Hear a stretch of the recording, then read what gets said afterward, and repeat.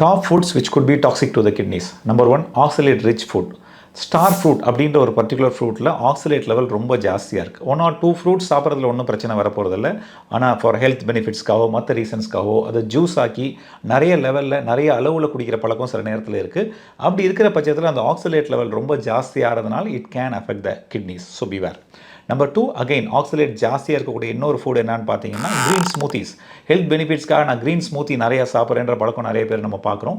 Most of time அதில் என்ன ingredient இருக்குன்னு பார்த்தீங்கன்னா டிஃப்ரெண்ட் டைப்ஸ் ஆஃப் கீரை வகைகள். ஸோ மோஸ்ட் ஆஃப் த கீரை வகைகளில் ஆக்சலேட் லெவல் ரொம்ப ஜாஸ்தியாக இருக்குது.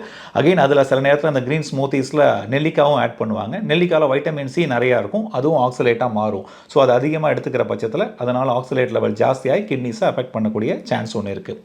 3, கேல் பிளாடர். ஸோ பர்டிகுலராக north eastern part of our country, ஒரிசாவாக இருக்கலாம், வெஸ்ட் பெங்கால், அசாம், அந்த மாதிரி இடங்களில் அந்த ஒரு பர்டிகுலர் ஃபிஷ்ஷோட கேல் பிளாடர் சாப்பிட்ற பழக்கம் இருக்குது. It's consider delicacy. ரொம்ப டேஸ்ட்டாக இருக்கும்னு அதை சாப்பிடுவாங்க. அந்த கேல் பிளாடரில் ஒரு பர்டிகுலர் டாக்ஸின் இருக்குது which can cause kidney problem, kidney failure வரதுக்கான வாய்ப்பு இருக்குது.